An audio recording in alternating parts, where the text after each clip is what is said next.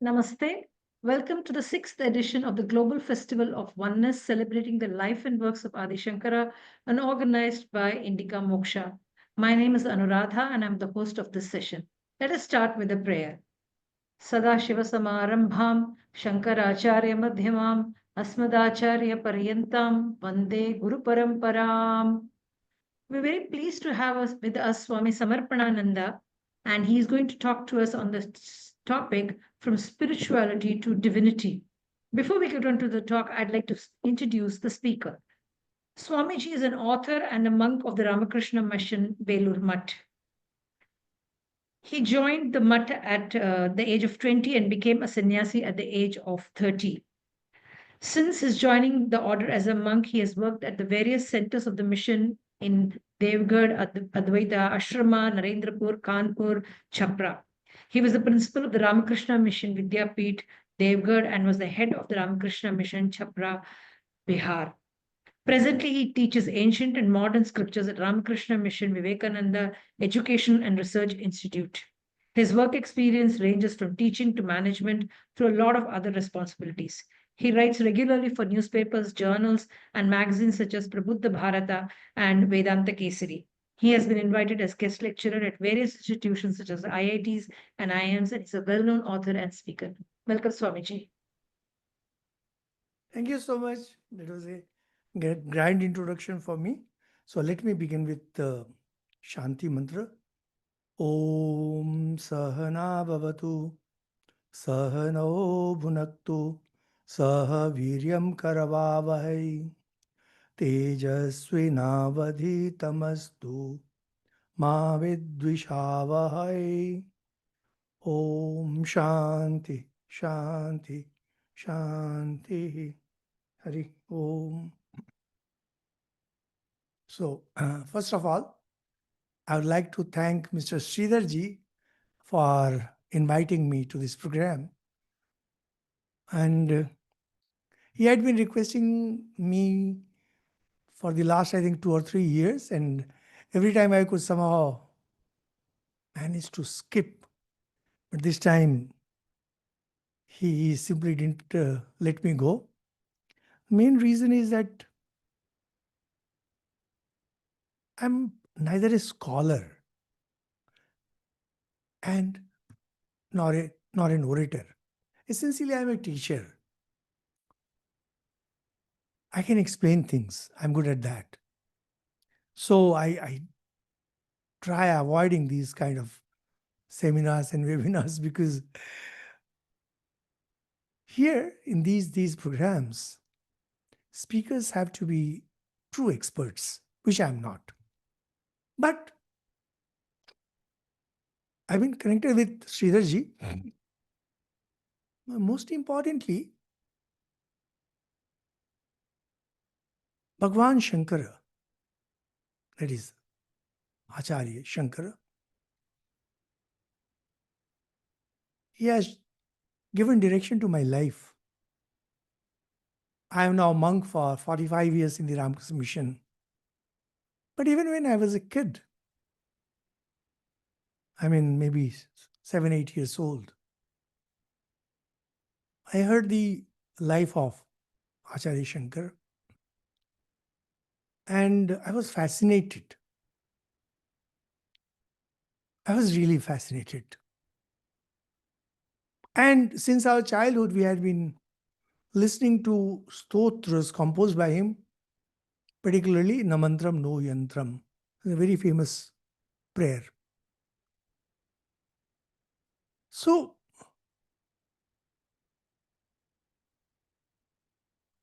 there have been only very few personalities from the Indian subcontinent that have fascinated me.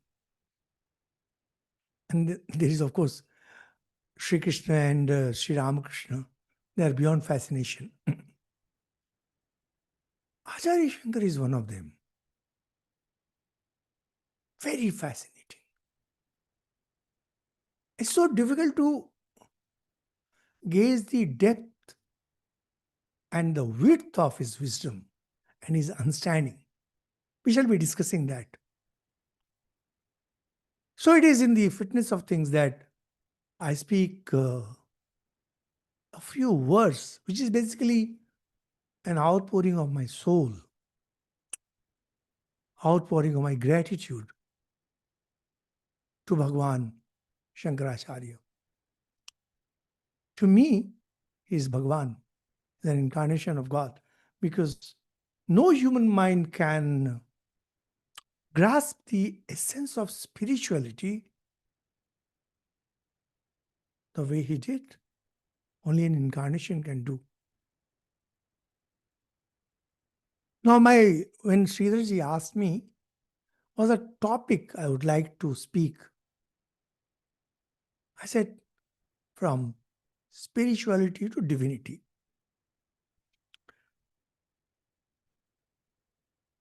But before we begin, before we begin discussing this topic, there are two, three very simple things that we need to understand. First thing is, an idea takes time to expand itself fully. Very often we think that there is an idea and it has been grasped. So, for example, think of theory of relativity in physics. When Einstein gave it, those of you who have some knowledge about physics, you'll know that when Einstein gave it, he felt that it's a complete thing. But the implications of that theory are still being discovered. Now, two very interesting things: atomic bomb and expanding universe, including black holes, come from theory of relativity.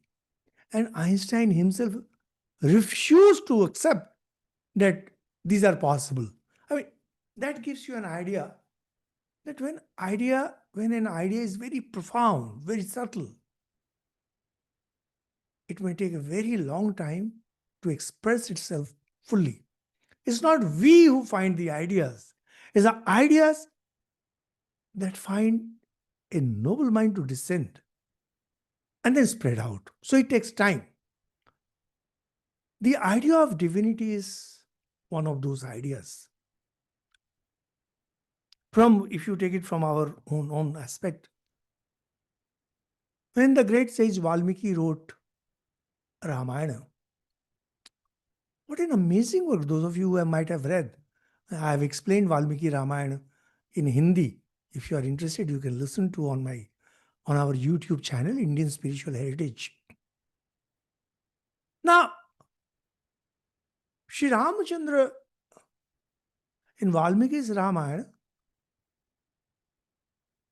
is a personality who is beyond our grasp. He's so great. Like sages are waiting to see him. He has divine weapons. But at the end of the day, he's just a Maryada Purushottam. And with time came Kamba Ramayanam, Adhyatma Ramayana, Tulsidas's Ramcharitmanas, and slowly, the true personality of Sri Ram as a divine being got manifested in future.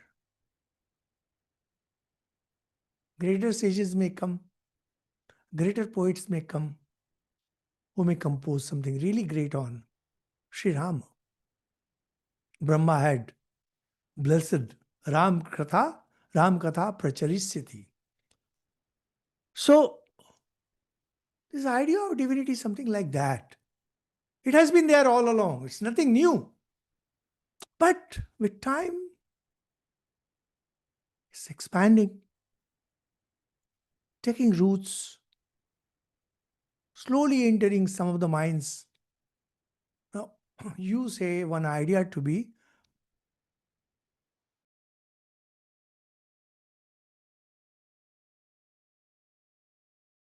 the idea of divinity is going to take time.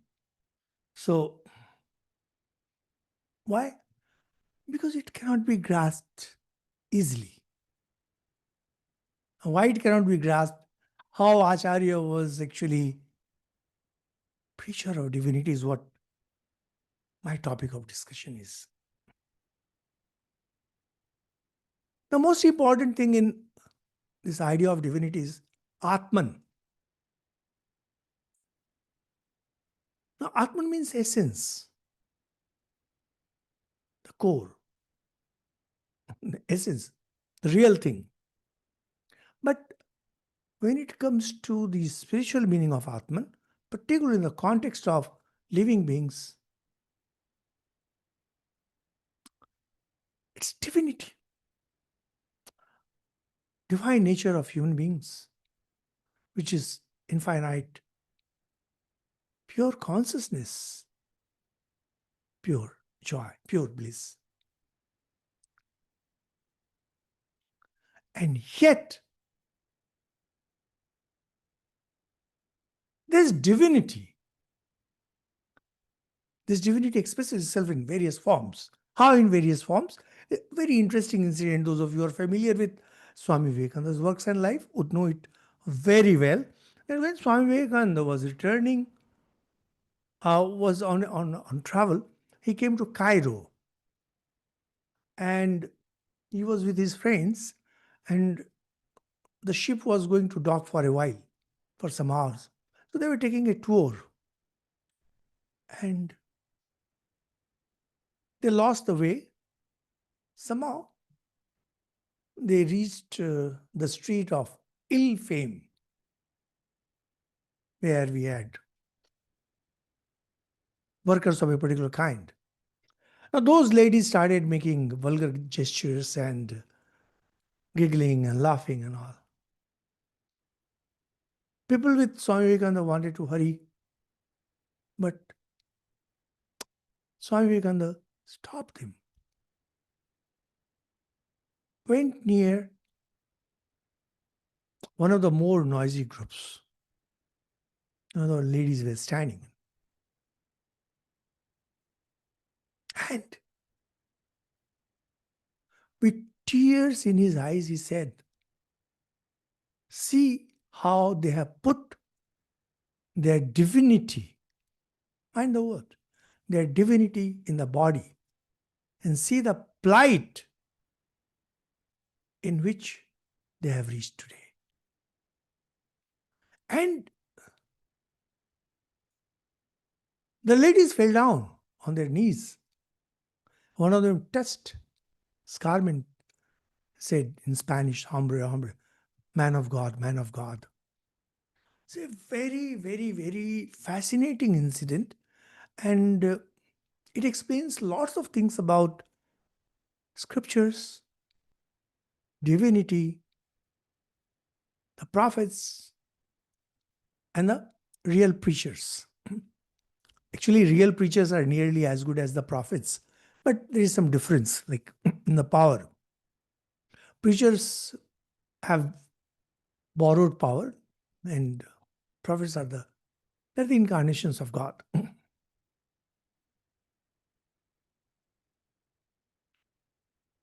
When Swami says, "See how they have put their divinity in their body." But this is what we are doing all the time.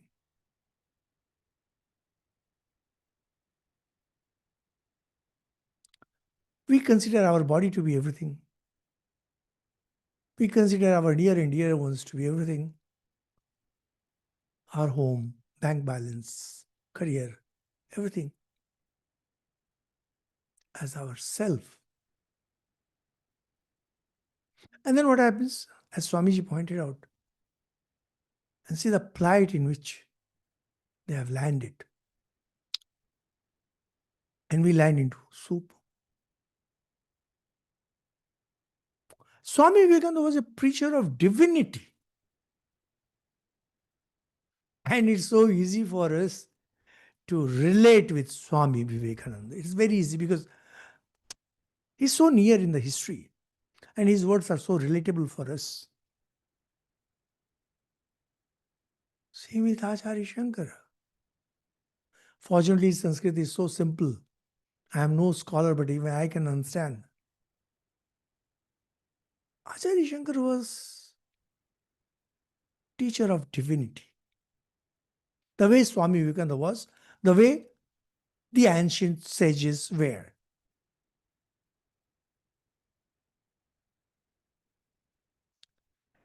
In one of his commentaries on the Upanishads, comments, how unfortunate. Scriptures keep telling that you are Atman. No one is willing to accept it. And no one has said that you are a body. And yet everybody takes it that way. See, this is the unfortunate aspect of, of our life. Scriptures and prophets and preachers, they all keep telling that you are divine. But we are not willing to take it. Somewhere that fear is there. Somewhere that fear that I may lose everything. Whatever I am holding on to will go away from me. Now, this fear can be devastating. Yet, in case of divinity,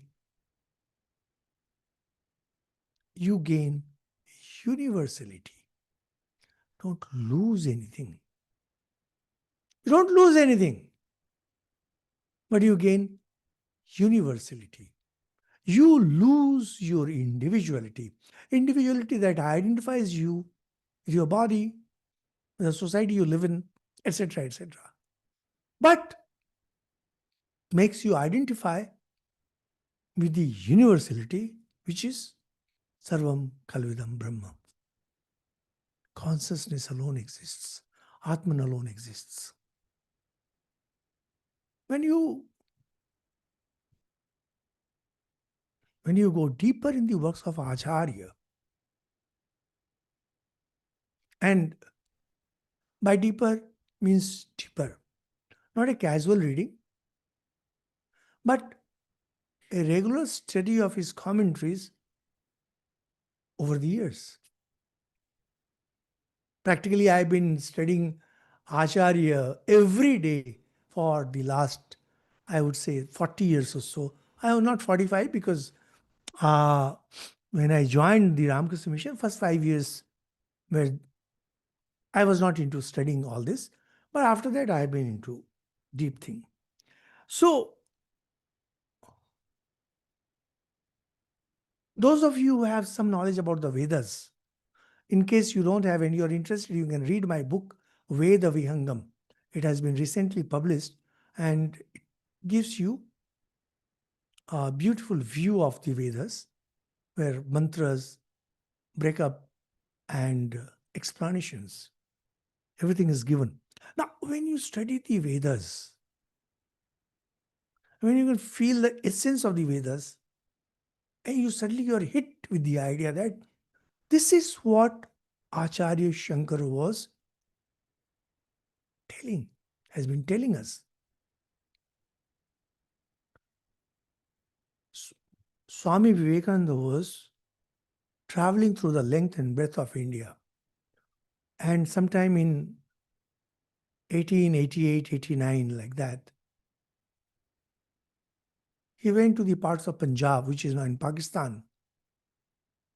One day he was on the banks of Indus and he had a vision where an ancient sage, suddenly there was fog, and in that fog he saw sage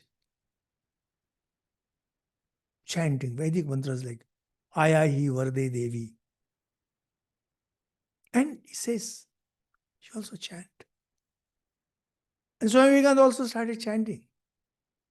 Much later he was to say, Shankaracharya must have had a vision like this. The Vedas are the cadence of India. Mark my words. The Vedas are the cadence of India. It's the national rhythm of India. The Vedas. He says, what is the life of Acharya Shankar? Just an explanation of the Vedas. What Acharya Shankar was doing was simply explaining the central theme of the Vedas, which is divinity. Nowadays there are many scholars, this and that, they talk of thousand things. Essentially, Acharya Shankar was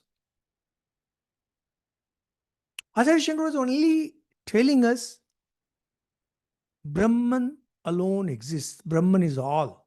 Sarvam Khalvidam Brahma.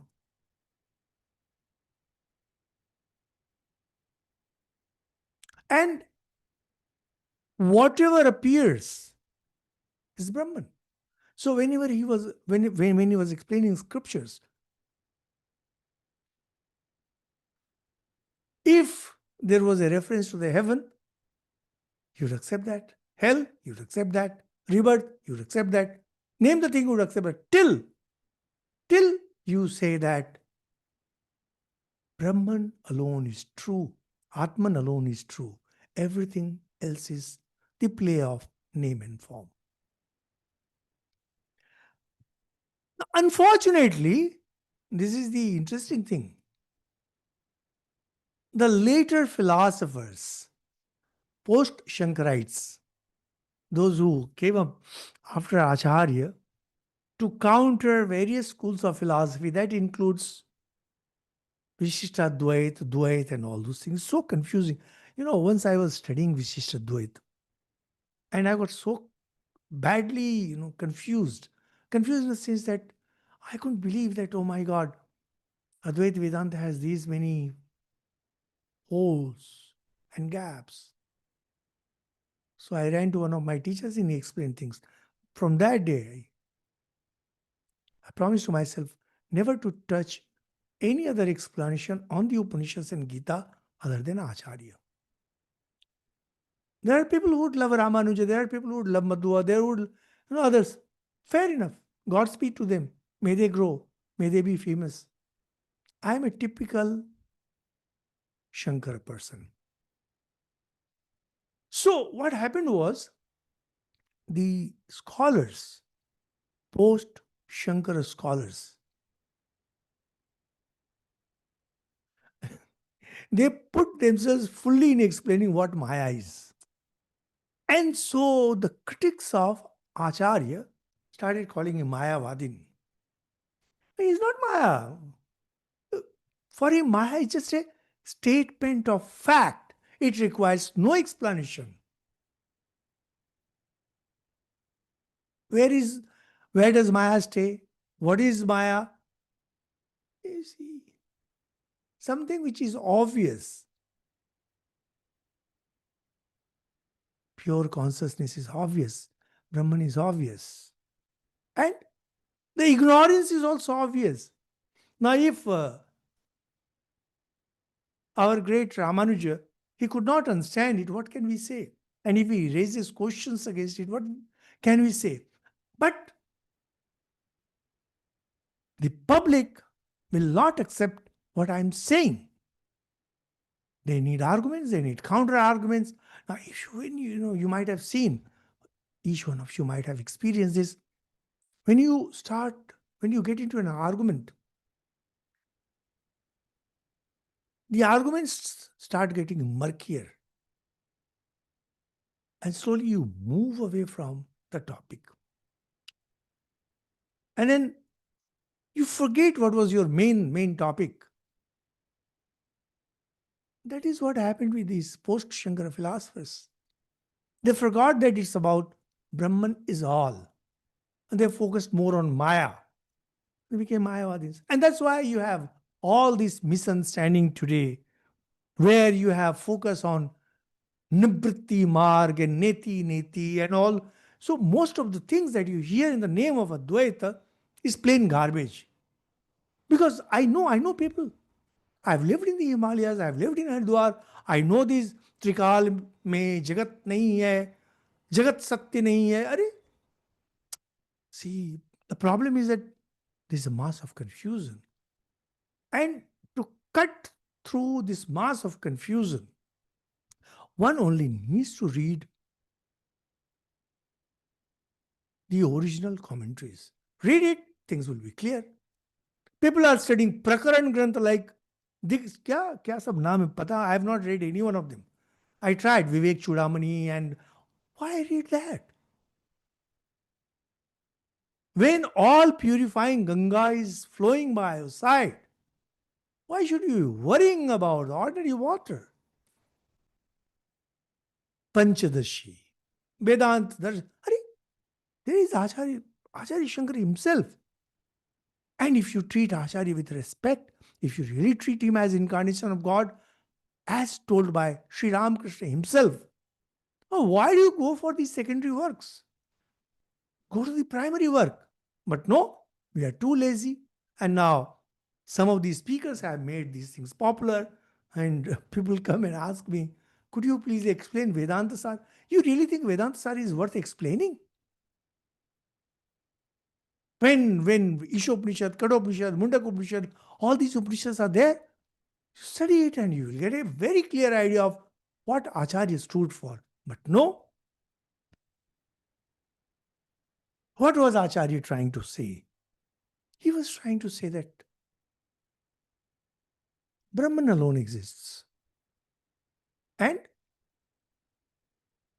he appears as creation. Brahman, it appears as creation. And it appears as God. And that God can come as an incarnation of God. Now, those of you who believe yourself to be an Advaitin, unless you understand this very simple fact, what Atman is Brahman. Brahman has two aspects, Nirgun Nirakar, Sagun Sakar, the infinite formless and the infinite with form. God, whether it is Sagun Sakar or Nirgun Nirakar, is infinite. And he can appear, mind the term, appear as an avatar. He may appear as Sri Krishna. He may appear as Sri Rama. He may appear as Sri Ramakrishna. The way he appears as Brahma, Vishnu, and Shiva. Anyone who accepts God, world, individuals, that is Jiva, Avatar, everything is Brahman, then what happens? The preacher of divinity. He is the preacher of divinity. The moment you differentiate between any of these, then you may have spirituality and religiosity and whatever that might be, materialism. But one who accepts everything as same intrinsically, not externally. See, nowadays, one of the very popular objections against Advaita, which has been going on since ages. Oh, what a sacrilege to say that I am Sri Krishna. You are not Sri Krishna, not as body, as Atman. You as Atman, you are infinite. You are Brahman. And that Brahman appears as Sri Krishna too. But you see, it's a subtle thing. Believe me, it takes years to understand this. And once you understand, things become very easy. Now, Acharya Shankara begins his Gita commentary with such a Bhagavan, that Lord, that Brahman, who appears as God. Unless there is God, you cannot have creation. He is eternally free. Bhutanu Jikrikshya, for the welfare of beings. What does it? Pravritti Lakshan Dharma, Nivritti Lakshan Dharma. He preaches Pravritti Lakshana, Nivritti Lakshana. Now, Pravritti Lakshana, which is characterized by action, Pravritti means action, is religiosity. So when you think that through work you can achieve God, through selfless work, through this, through that, it's religiosity. Worship, even yoga practices. Nivritti is when you give up. You give up. Nivritti is spirituality. I'm giving you the true meaning and explanation of these two words, religiosity and spirituality. Unfortunately, in these days, the careless youth who have absolutely no grounding even in the basics of religion, they keep telling that I'm spiritual, I'm not religious. They answer nothing, neither this nor that. Basically, they mean to say that they don't practice anything, they don't follow any values, they don't believe in anything, they don't, they're worthless fellows. So they cannot say that I am religious. So they say I am spiritual. And spirituality has become such a aligned word. Anyone and everyone is using, just parroting around. I'm not religious, I'm spiritual. So it has happened with me that once or twice somebody has commented, and I say, could you please differentiate between religion and spirituality? There can never be any spirituality without a religion. Religiosity and spirituality may be different, and that is pravritti lakshan dharma and nivritti lakshan dharma, characterized by action, characterized by giving up. So,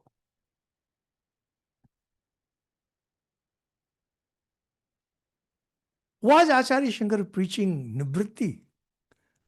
No, he was not.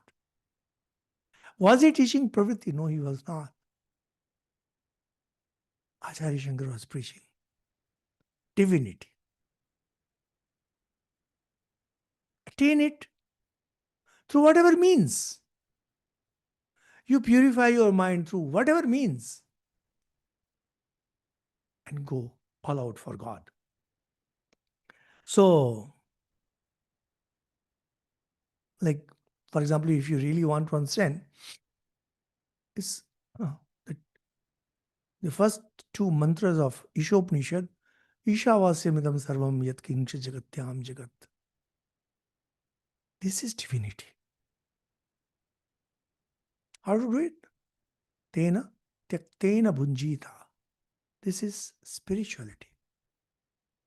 Karvanneveya karmani, the second mantra. This is religiosity.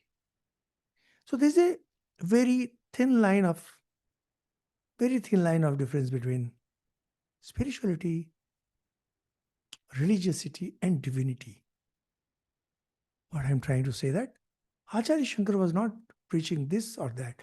He was preaching only divinity, as I have given you the examples of Swami Vivekananda and the Vedas. Now I need to take a break because I'm getting old and my doctors have advised me not to speak for long at a stretch.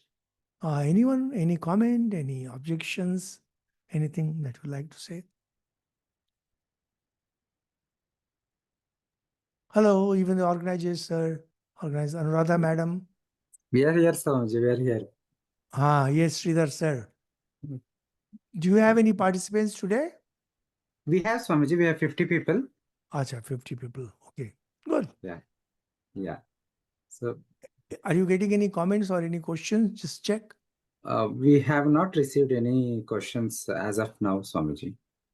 Just ask them if anyone Yeah. wants to ask something or object to something. Yeah, viewers, as Swamiji has noted, if you want to put something, please put in Q&A box. Okay, so we have one question. Yes, there is one question. I can see question Yeah. answer one. Yeah. Do spirituality reflect in divine people only? No. It's divine people are beyond religion and beyond spirituality.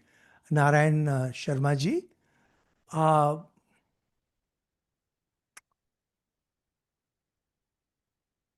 See, spirituality is the path, divinity is the goal. For example, it says, Vidya Vinay Sampanne Brahmane Gavihastini Shuni Cheva Swapagecha Pandita Samadarshina. You become Samadarshan. And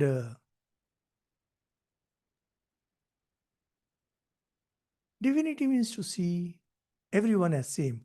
Oh, Ramnath Venkatraman, Brahma Satya Jagan Mithya. I don't see. It's a beautiful thing, Mr. Ramnath Venkatraman is. Mithya means, see, not only Jagat, everything is Mithya other than Brahman. This is what I was explaining. There are two terms, Sat and Mithya. Sat is defined as anything yat deshato, kalato, vastuto, avichinna.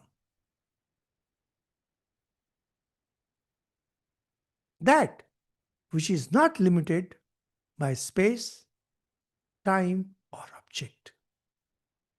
Is this Jagat Sat then? Is this true? How can it be? It's limited. It's limited in space, limited in time, limited in object. But Brahman will always be there. This is the meaning of Brahma Satyam Jagan Mithya. So Ramnaji, is that clear? I hope so. Can we study in English rather than Sanskrit? I think you said we must read only the original, not commentary. No, no, now we have beautiful translations. Debra Haber, there are beautiful, beautiful translations, both in English. Debra, where are you from? I don't know. If you understand only English, you can read Swami Nikhilanandaji's translations. They are very good. But if you read Sanskrit, it's always better to read the original. Sanju Nath, if you did not understand what I was saying, then you should listen to whatever I said repeatedly, again, again, and again. Religion is when you perform certain rituals, like worship, like Shakya, puja. Spirituality is when you focus on God and give up the idea of the world. You don't stick to anything. Divinity is when you see God as present everywhere, in everything, in the sinner, in the saint, in heaven, in hell, in death, in immortality. Now, if you cannot understand this, then I cannot explain it better. You'll have to get a better teacher. Okay. I think I have anonymous. Is it degrees of manifestation that we perceive as divinity? Well, you can say divinity, but because we are in this world, we will see it as degree of divinity. But those who are established in divinity, they will not see that degree. They will see that there is no degree, everything is divine. The example that I can give you is, imagine in South Pole, there is this huge ocean, and portion of it has become iceberg. And that iceberg also, there are broken pieces. The small piece will look at the iceberg and say, oh my God, what huge thing. And someone will say, we all came from that. And there will be some wise piece of ice. It will say, no, we are all ocean. Actually, we are all water. And the iceberg that you see, there is also water. The ocean that you see, there's also water. And we are also water. And they will not believe it. So if you say that ocean, iceberg, and the small pieces floating, a degree of water, it's up to you to think, actually they are pure water. They're just water. Nothing more than that. Divinity is something like that. I hope I made it clear, anonymous attendee. Okay. So, well, let me continue in case you have. Oh my God, there are lots of questions, I suppose. People who are atheists, who do not believe in God but walk in righteous path. No, no, no. Being righteous is not enough for being divinity. Divinity means you know that Atman is everything. You know that everything is one. Righteousness is the prerequisite, basic of being religious or being spiritual. That's a stepping stone. Every truly religious person has to be righteous, Every spiritual person has to be righteous. Divinity is a different ballgame altogether. Uh, Upasana, Bhakti, Shraddha, how do we understand this? Now, this is not our topic. We are not going into it. And Dhanyavad, Ramnath Venkatraman. Actually, were not Prakaran Grantha written by Bhagavad Pada? Maybe it was written, I have no idea. Panchakosha, I have no idea. Anonymous identity, I have no idea. I don't need. Because when we have Upanishads and Gita, why focus on Prakaran Grantha? Just not needed. And the way people wrote Puranas and passed it off in the name of Vyasa, many have passed off their works in the name of Acharya Shankar. But who am I to judge that? I don't have that capacity, I don't have the capability. It's popular. I don't need, I'm just telling you that I myself focus only on Gita and Upanishads.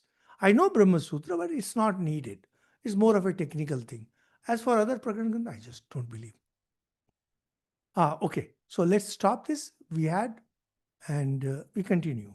So, what is the outlook about divinity? There are two ways. First comes in Nasadiya Sukta of the Ved, where he says, Nasad Asit, no Sat Asit. There was neither existence nor non existence. Now, if any one of you has any question based on what I am discussing now, I'll request you to visit my YouTube channel, Indian Spiritual Heritage. Listen to the talks in English or in Bengali on Nasadiya Sukta and Purush Sukta, because we don't have time here to explain this. The Nasadiya Sukta says true divinity is neither existence nor non existence. These two are technical terms. Here, put very simply, existence means that which can be grasped by the senses and the mind. Non existence is when mind grasps the absence of something. And I say, here is a pen. And I say, it's not a snake. It's not only that you're seeing pen. When the term snake is used, you get a positive knowledge of the absence of the snake. This is known as asat. In the beginning, when there was no creation, normally we think that God was there. Like in Bible, we have the famous verse. In the beginning was God. In the beginning was Word. And Word was with God. And Word was God. Nasadiya Sukta says, in the beginning, there was neither existence nor non-existence. Which means no one can say for sure what was then, because mind was not there. Sri Ramakrishna was explaining this thing to Swami Vivekananda when he was Narendranath Datta. I said, imagine 10 pots of water where sun is getting reflected. So there are 11 suns, 10 the reflected, 1 the real. Now, if you keep on breaking one pot after the other, there will be one pot left. So how many sun are there? Swamiji said 2. I said, and you break the last pot, what remains? He said 1. Sri Ramakrishna said, no. No. Actually, this is the crux of Advaita. If you understand this example, you understand Advaita. You understand what Acharya was trying to say. And if you don't understand it, take it from me. It will be quite some time before you understand Advaita. Swami Vivekananda, man like Swami Vivekananda says, there will be one sun. Sri Ramakrishna says, no. What is there cannot be explained by the mind or speech, because there is no one. This is Advaita. Because instinctively, intuitively, we say there is one. Every time you say one, the moment you say there is God, you are assuming your own presence there. In whatever religion, we don't care about what religion is. The moment you say in the beginning was God, who is saying this? Who is saying this? So, very interestingly, in Srimad Bhagavatam, we have where God Himself says in the beginning, I alone existed. Perfect. Nothing wrong with it. He can say that. But when in the scripture you say God alone existed, you are automatically bringing in two. Now, this is what Nasdiya Sukta says. Truth is neither zero, nor one, nor two. Whatever is beyond. This is true divinity. This state, when you can reach, and this is the goal of all spirituality, this is the goal of all religiosity, because this is divinity. This is what Acharya Shankar was preaching. Once you understand this, the idea of monotheism goes away, the idea of one God goes away, the idea of Krishna being God goes away, the idea of Shiva being God goes away. What remains is pure divinity. But that also, I am saying pure divinity. But of course, if you continue with the Nasdiya Sukta, it then explains that how do we know that all this was there? Then Nasdiya Sukta talks about the God with form and says the sages realize it in their hearts. Sages who are great, who are pure, etc. So how it came? Kamastadagre asit. Now this is being explained from our standpoint. Whenever we want to do something, we need to have a desire. So it's assumed that the Lord, that supreme reality, it must have had a will. Ekoham, Bahusyam, Prajayami. I am one, I'll become many. And then begins the process of creation.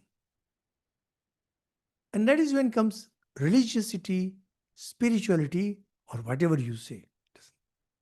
This is the first look. And the second look is that of devotion, where it says, Purusuktam, Sasra Shirasa Purusa, Sasraksha, Sasrapat.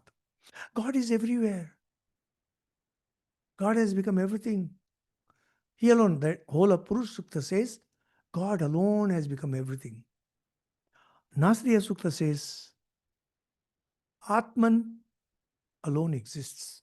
Whatever is there, it's just name and form. So whether you are following the path of Nasriya Sukta or you are following the path of Purush Sukta, Jagat is not there. The gentleman who asked me, Brahma Satyam Jagan Mithya, Jagat has no existence. World cannot have any existence. But we are seeing the world. I am seeing myself, I am seeing you. What about that? This is Maya. It appears. This is the power of the divine. It's a divine power. It makes something appear which is not. So, this is the second outlook. Now, divinity, those of you who want to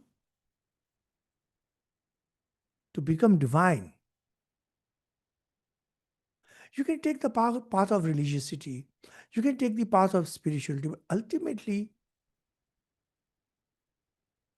you will have to settle with the idea that God alone exists or Atman alone exists. If you have a devotional tendencies, you will go by Purusuktam. If you have razor sharp mind which can cut through all the underbushes, you will go for Nasadaya Sukta. Acharya Shankara, he takes up both these aspects. In the Upanishads, he sticks to Nasadaya Sukta aspect, and in Gita, depending on which chapter he is explaining, it goes for that. So, what is the difference? The difference is when you focus on divinity, when you focus on the fact that you are Atman, and seriously, sincerely, what happens? Everything else starts dropping away. Now, what I wish to tell you people, nowadays people have started talking too much about get rid of rituals. I'm spiritual. And people are trying to explain that Acharya Shankar was wrong. He's a Mayavadi. I'm just trying to tell what the Vedas were trying to say. What Bhagavan Vyasa gave us through his huge work of Mahabharata and Puran and Gita and all. What Sri Ramakrishna and Swami Vivekananda gave us, Acharya Shankar has given the same thing.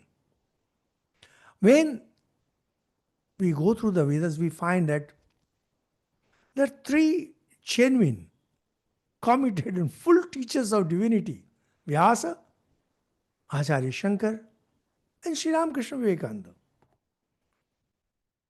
Acharya Shankar was not giving any new philosophy. It's a wrong thing now. People say Shankar is philosophy. No, Acharya Shankar had no philosophy, absolutely no philosophy. He was simply explaining the Vedic principles through Sampradaya Vidya. As Anuradha Madam was talking about Sampradaya in her prayers. He was just telling the well, this is Sampradaya. This is a tradition. What was a tradition? Advaita. What is Advaita? Divinity. Because unless you accept divinity to be the ultimate word, you cannot say that ekam sad vipra bodha vadanti. You cannot believe that Shiva and Vishnu, they are both true. No, you cannot. You see, unless you accept divinity to the ultimate truth, the Vedas become highly constrained. Gita gets constrained. Acharya Shankar belonged to Advaita Sampradaya. Advaita means divinity. Advaita is not a sect. By Sampradaya means parampara, silsila, teacher to disciple, not in the sense of sect. You see, normally Sampradaya means sect. He didn't represent any sect. He represented divinity. So, whenever you come across arguments and counter arguments, Acharya Shankar, he was not trying to establish a truth. To him, truth was self evident. He was just trying to silence the critics who were against it. It's a very important point, actually. And that's what made many scholars and philosophers think that he was preaching a particular sect. He was not. He was only telling divinity. You are divine, know it and be divine. And he very clearly shows how pravritti marga and nivritti marga, path of action, path of renunciation, these are mere paths and not the goal. Unfortunately for us, we are focusing too much on the path, not on the goal. To sum up, what the Vedas were teaching and what we find exemplified in the life of Sri Ramakrishna, Acharya Shankar was preaching the same divinity. You are divine. Swami Vivekananda says each soul is potentially divine. The goal is to manifest the divinity within. This is what Acharya Shankar was also doing. Unfortunately, you see, we missed it. Acharya Shankar was telling, you are divine, everything else is unreal. Now we are busy explaining what is unreal. No, focus on what is divine, and the unreal will drop by itself. Well, this is what I wanted to say, and I hope I have made my ideas clear. And even if I could not make it clear, this is the maximum I could tell you and give you. This is my understanding of scriptures, and this is what I am dedicated to. Rest is up to you to accept it or not accept it. So let me see what question answers we have. Prakaran Grantha, and then thank you. You are amply clear and direct. Oh, Jai Ranjaga. Thank you so much. I'm not sure if I was Is Prahlad Navavidha Bhakti religion? Prahlad Navavidha. Uh, you see what happens, Ramnath Venkatraman. I don't know why you have so many questions. Looks like you have been eating too much and not able to digest it. Focus on one or two books.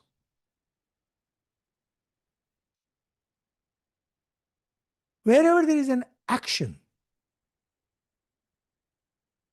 it's religiosity. Navavidha Bhakti is pure religion. Pure religion. In fact, bhakti goes into religion, but higher bhakti, which is known as bhakti, is of two kinds, apara bhakti and para bhakti. When bhakti is characterized by rituals, the lower kind of bhakti, that is religiosity. When you have para bhakti, where you love God, it becomes spirituality. Something like you can say Surdas, Mirabai, like that. And when you go to the level of gopis, it becomes prema bhakti. Can we say Advaita says quantum physics? My God, Devara Huber, whosoever give you such an idea? Quantum physics is about matter, matter, matter. Anyone who has given you such an idea is, take it out, note it down, is a fool. Shun him. Shun him, as Acharya Shankar says, or sampradaya with sarva sastra vedapi murkavadev upekshaniya. A person, even if versed in all the Vedas, is not following his sampradaya, treat him as a fool. Nothing to do with DNA, nothing to do with quantum physics. These are very, very fundamental, rudimentary, and gross things. Advait, my God, I don't know who teaches you. Actually, I don't interact with the world much. I don't know whosoever is spreading such thing. Quantum physics is the grossest level, fundamental level of matter. Beyond matter is mind, and beyond, totally beyond mind is consciousness. Advaita talks about consciousness. There is matter, there is energy, there is mind, and beyond everything is consciousness. Advaita talks about consciousness. Your quantum physics and DNA is talking about the grossest level of matter. It's sacrilege even to compare Advaita with quantum physics and relativity and all that. Just like Ekla Vishal, I remember. Shankaran studies was. Yes, Narayan Sharma, thank you so much. Not like Eklavya. You will study like Narayan Sharma, not like Eklavya. His words are clear and his words are very much there for all. So why Eklavya? His Acharya's presence is alive, fully alive, and with us all the time. Thank you so much, dear participants. And I hope, Mr. Sridharji, I gave you a good time and satisfaction. Even if I didn't, I have nothing else to offer. This is what I have. I'm like, shopkeeper who has certain things to offer. If you accept, if you need that, well and good. If you don't, I can't help. Thank you very much, Swamiji, for a very wonderful session. Is karma can be path to divinity? No. Karma cannot take you to divinity. Anjan Nandi. Swamiji, See, look here, dear, with folded hands, I tell all the participants, please read Acharya Shankar's original commentary in any language, in English, in Bengali, in Hindi, in Tamil. Very good translations are available. Don't listen to these 2 paisa preachers, whosoever that person is, including me. If a person is only explaining scriptures, listen to that person. Otherwise, just shun. And always go back to the roots. Always read the source books. That's the only way to understand a subject. Thank you very much, Swamiji, for this very thought-provoking talk. We have many things to think about, and we're really honored for this session.